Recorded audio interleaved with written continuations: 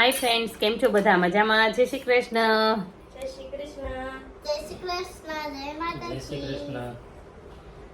જો અમે બેસી ગયા છીએ જમવા માટે, એટલે કે બપોરનું. અત્યારે આજે મગ નહોતા, રાત્રે પલાળાના પડ્યા રહ્યા હતા, એટલે મગ નથી બાફા, અને આજે લઈ લીધું છે. આ લોકોને બની ગયું છે, જો તમને કોમટ માટે બની ગયું છે બટેટાનું શાક, રોટલી અને ડુંગળી એવું.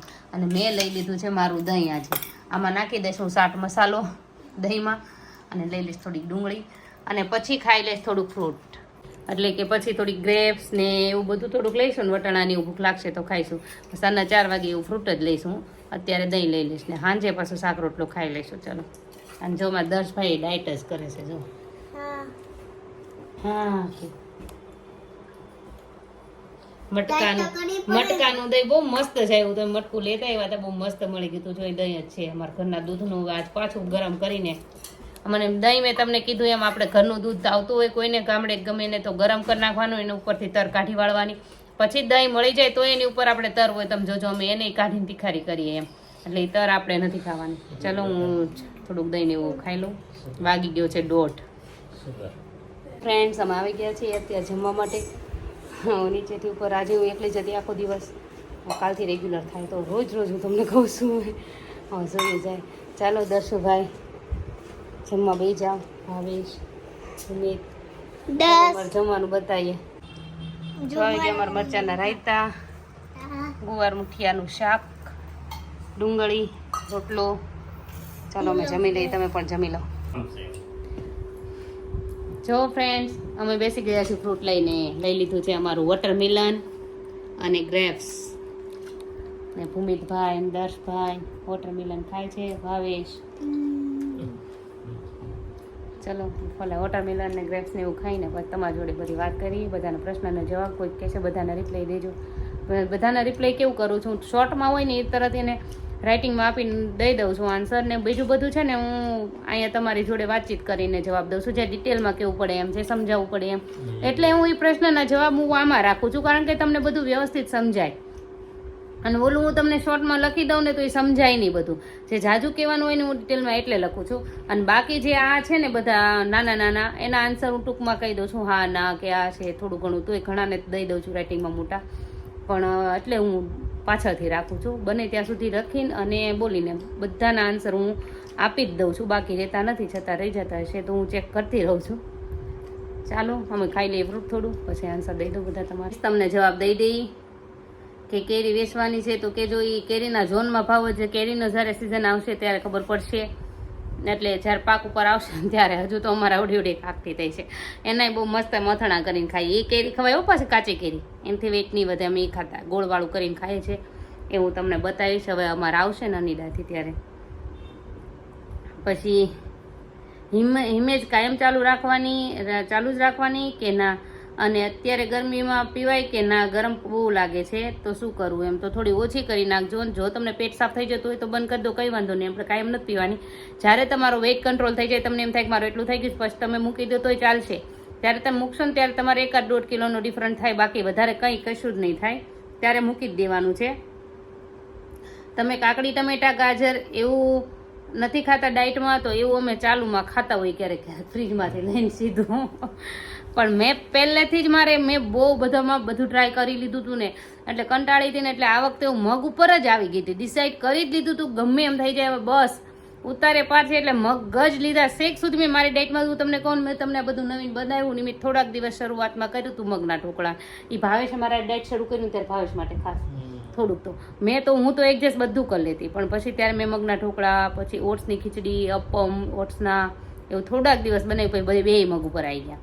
હું વારવાર બધું નથી બનાવું, એક મગ ઉપર આવી ગયા ને, એટલે મગ ને એવું શરૂ કર્યું ને. જો મારે કન્ટિન્યુ જ રાખ્યું હતું મેં. એટલે સ્લાડને એવું મારે ખરે આવ્યું છે, નથી આવ્યું એમ નહીં, પણ એમ છે ને હાલતા ચાલતા પછી 4 વાગે 3 વાગે ભૂખ લાગતી હોય તો એકાદું બટકું ખાઈ સીધું ફ્રીજમાંથી લઈને આવડું કટ કરીને પીસ એમ ખાતા હોય. કેરેટ ખાવાનું મન થયું હોય તેવી રીતે પીસ લઈને ખાતા હોય. પછી કીધું છે જય માતાજી હેતલબેન, બાજરાની બાધા છે, હું રોટલી ખાઈ શકું એમ? તો એમના નીચે કોઈકે આપ્યો છે કોમેન્ટ, આન્સર આપ્યો છે રિપ્લાય કરીને. તો એમાં કીધું છે જુવારનો રોટલો ખાઈ શકાય. બાજરાની બાધા હોય તો જુવારનો રોટલો વધારે સારું રહેશે રોટલી કરતાં. તો તમે જુવારનો રોટલો ખાઓ, ઝારનો. અને જો તમારે એ નો ઈચ્છા હોય તો રોટલી ખાવ તો ક્વોન્ટિટીમાં ધ્યાન રાખજો ને હાવ ઓછી ખાજો તો એમ રોટલી કરતાં અત્યારે જુવારનો રોટલો વધારે સારો રહેશે.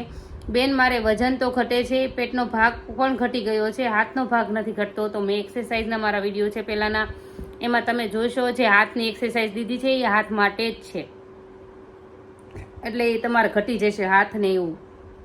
અને એ તમારે જો બીજી એક્સરસાઇઝ ન કરીને ખુરશી પર બેઠા બેઠા ખાલી હાથની કરશો તોય હાલશે. પછી છે મારા જવાબ નથી આપતા પૂર્વીબેન ભટ્ટ. હેતલબેન પેટનો ભાગ જલ્દી નથી ઉતરતો તો કેમ? તો પેટની તમે એક્સરસાઇઝ વધારી દો. પેટ માટે ખાલી આવે નહીં, સૂર્ય નમસ્કાર તો કરવાના જ, પ્લસ પેટની એક્સરસાઇઝ વધારે કરવાની. અને પેટની તો એની ધીરે ધીરે એને મેળાએ જ ઘટતું રહેશે, ધીરે ધીરે હારો લેવલ આવતું જશે જેમ જેમ ઘટશે ને એમ. પહેલાં તમે એમ કહેતા ઠામુકો નથી ઘટતો, પણ હવે થોડોક ઘટ્યો તમે એમ કહો છો બહુ જલ્દી નથી ઘટતો, પણ ઘટે તો છે ને. એવી રીતે ધીરજ રાખો એટલે ધીરે ધીરે ઉતરી જ જશે, હારવાર બધું લેવલ આવતું જ જશે. મારે એમ જ થયું છે, મેં કાંઈ બીજું વધારે નથી કર્યું, એમને કન્ટિન્યુ આવતું જ રહ્યું. તમે જૂના કપડામાં આવશો ને ત્યારે ખબર પડશે કે તમારા પેટનો ભાગ બધું જ ઘટતું છે, શરીર આખું બોડીનું લેવલ આવતું છે. પછી એક છે જય જિનેન્દ્ર. હેતલબેન તમારો ડાયટ પ્લાન મસ્ત છે, મારું 5 kg વેઇટ ઓછું થયું છે, હું ડિસેમ્બરથી તમારો વિડીયો જોઉં છું. તો સારું, કન્ટિન્યુ એમને શરૂ રાખજો, હજુ ઉતરી જશે. અને તમે એના ઉપર રહેશો ને કાંઈ એટલે એ ઉતરશે જ તે, તમે એના ઉપરથી હટવાનું નથી. હું તમને એમ કહું, હિંમત નથી હારવાની અને ધીરજ રાખવાની છે, ઉતાવળ નથી કરવાની. હેતલબેન મારે વજન કંટ્રોલ કરવું છે, મને મગ લેવાથી ગેસ થાય છે અને વોમિટિંગ થાય છે, તો શું કરવું? મગથી તો તમે લીલા શાકભાજી બાફીને ખાઓ અને મગનું પાણી એકલું પી લો. મગનું પાણી લો અને જ્યુસ લો કાં ફ્રૂટ લો, અને શાકભાજી લઈ લો, શાકભાજીના જ્યુસ લઈ લો, શાકભાજી બાફીને ખાઈ લો તોય ચાલે. લીલોતરી વધારે લેવાના, અને એ ન ચાલે તો સ્લાડ લઈ લો, ગ્રીન સ્લાડ વધારે લઈને ખાઈ લો તોય ચાલશે. એટલે તમે એ રીતે કંટ્રોલ થશે તમારું વજન. બસ બધાના જવાબ પ્રશ્ન આવી ગયા, બીજાના શોર્ટમાં આપી દીધા છે મેં. અને 1-2 પ્રશ્ન હતા. જો ચા પીવામાં મને ચા વગર નથી ચાલતું, તો ગોળવાળી ચા સવારમાં પીવાની છે. એટલે ચા તમારે ઓછી કરવાની છે. મુંદર જો બહુ આદત હોય ને કોઈને માથું દુખતું હોય તો શુગરવાળી લેતા હોય તો લેવાની. શુગર થોડી ધીરે ઓછી કરીને ગોળવાળી. એક દિવસ તમારે શું કરવાનું, શુગરવાળી પીવી, એક દિવસ ગોળવાળી ટ્રાય કરવી, એક દિવસ શુગરવાળી, કદાચ તમને આદત પડી જાય તો સારું. પછી અમારે તો જો ભાવે છે વેઇટ લોસ કર્યા પછી એને મૂક્યું જ નથી, કારણ મોર્નિંગમાં એક ટાઈમ ગોળવાળી પીવે, પછી પાછું 2 ટાઈમ તો શુગરવાળી પીએ જ લેશે. જો હું તમને ચોખ્ખું જ કહું છું, એ તો પીવે જ છે. પણ મને તો જો કે પહેલેથી ચાની એવી આદત છે જ નહીં. પણ હા, એક વસ્તુ અલગ છે કે મને બહુ ઈચ્છા કેટલા દિવસે થઈ ને તો ભાખરીને કકડાવેલું મરચું ને ચાની પીવાનું મન થયું હોય ને તો હું રવિવારે લઈ લઉં છું. અને કોઈ કે પૂછ્યું છે રવિવારે એક દિવસ ચા પીવો, રવિવાર નહીં તમતા રોજ પીવો, પણ ગોળવાળી બનાવીને પીવો અને ઓછી કરી નાખો. જો કોઈને 4-5 વાર પીવાની ટેવ હોય એવી તો દિવસમાં એકાદી વાર પીવો, 2 વાર પીવો એમ. એટલે ધીરે ધીરે આદત છોડી દો. અને તમે આ ગોળવાળી એક ટાઈમ કરો ને એક ટાઈમ શુગરવાળી આખા દિવસની. તમે માથું દુખો, મને ખબર છે જેને ચાની આદત હોય ને, અમારે આની આદત જતી જ નથી ચાની. ગમે તેમ કરો ને આ ચાની આદત નહીં જતી. ઓછી છે ઘણી એને, કેમ કે 3 ટાઈમ પીવે છે આખા દિવસની. એમાં સવારમાં ગોળવાળી પીવે છે, એક 10-11 વાગે પીવે છે અને એક 4 વાગે લે છે. એટલે એને આદત છે, નથી એમ નહીં. એટલે એને એવી રીતે ચા પીધી છે. એને વેઇટ લોસ કર્યો છે ને, એને મારી જેવું કડક નથી કર્યું. એને રોટલીને એવું ખાધું જ છે, પણ ઓછી ક્વોન્ટિટીમાં રોટલી રાખી છે. પણ એને મગને એવું મારા જોડે પાસ ખાવાનું વધારે શરૂ કરી દીધું હતું. બાજુમાં રોટલી પહેલાં મગને એવું મારા બાફેલા ખાઈ લે, પછી રોટલી હોય ને થોડીક ખાઈ લે. સાંજે તે શાક રોટલો ને એવું રસાવાળું જે હું ખાવું એ બધું એને ડાયટમાં મળતું ગયું, એટલે ખાવાનું શરૂ રાખ્યું અને બધું થઈ ગયું. એણે પછી વેઇટ લોસનું તો કરી જ નાખ્યું મારા હારવાર. પહેલાં શરૂઆતમાં તો એને નહોતું કર્યું, કંઈ આ ઠેકાણે આવી જ જશે નહીં કરીને. પછી મારું બહુ ઉતરવા મળ્યું ને પછી એને વાહ બધું શરૂ કરી દીધું. હાલો ચાલો મારે ઉતારવું તો પડશે જ તે. ક્યાં એનાથી હું 10 કિલો વધારે હતી. 10 તો નહીં, ભલે એનો 75 હતો ને મારો 82, એટલો 7 કિલો તો સાચું જ નહીં. 7 કિલો વધારે હતી હું એનાથી. અને ક્યાં અત્યારે 4 કિલો ઓછું છે એનાથી. એમ એટલું વજન મારું થઈ ગયું. તો વિચાર કરો મારું બોડી તો કેવું છે. એમને પાસ ફોટામાં મારી બહાર એવું છે. તો તમે કન્ટિન્યુ એમનેમ રહેજો. અને કોઈક હા જો અમદાવાદવાળાનો 5 કિલો વજન ઉતાર્યો હતો, પાછો વધી ગયો. એટલે એનું રીઝન જ એ છે કે તમે વચ્ચે મન ઢીલું કરી નાખો છો, બીજું કંઈ નહીં. તમે એકલું રવિવાર રાખો ખાવાનું. 5 કિલો ઉતરી ગયું તમારું આગળ કેમ ન ઉતરે એમ કહો તમે મને. એટલે તમે કડક રહ્યો એમ. તમને રવિવારે બધી છૂટ આપી જ છે ખાવાની. પછી જ તમે, અમે તો કેટલી છૂટ હવે તો રાખી. ધીરે ધીરે ફરવા જઈ ત્યારે 2 દિવસ ખાઈ લઉં છું. તમે જોવો છો ને, કારણ કેમ કે મારું વજન 3 વર્ષથી કન્ટિન્યુ ઉતરેલું છે. એટલું કે 58 થયું હતું ત્યાંથી 60-61માં હું ચાલુ છું. પછીનું મારું વજન વધતું નથી ને જો 1 કિલો જ વધે, હું બહાર 2 દિવસ જાઉં ને તો જલ્દી વધી ન જાય, એટલે પાછું કંટ્રોલ થઈ જાય. એટલે આપણે બહાર ફરવા જઈએ કંઈક હોય તો એમ તમારી જે પહેલાં જેવી કડક મેં ડાયટ તમે શરૂ કર્યું ને અત્યારે એવી કરીને એવી અત્યારે નથી કરતી. હવે પછી આપણે મૂકવાનું જ છે બધું, પણ અત્યારે આપણું જ્યાં લેવલ પહોંચાડવું છે એ તો કરી જ દેવાનું, આપણે મન કડક કરવાનું જ છે. તમને કીધું એમ આપણે જેટલા ખુશ થશો ને વજન ઉતરશે એમાં એટલા ખુશ થશો ને બધા વિચાર કરે આખી જિંદગી ભૂખ્યું રહેવાનું, ભૂખ્યું નથી રહેવાનું, હેલ્ધી તરફ જઈએ છીએ આપણે. મેં પહેલાંય કીધું છે કે આપણું સ્વાસ્થ્ય સુધરશે, આમાં સારું પડશે એમ.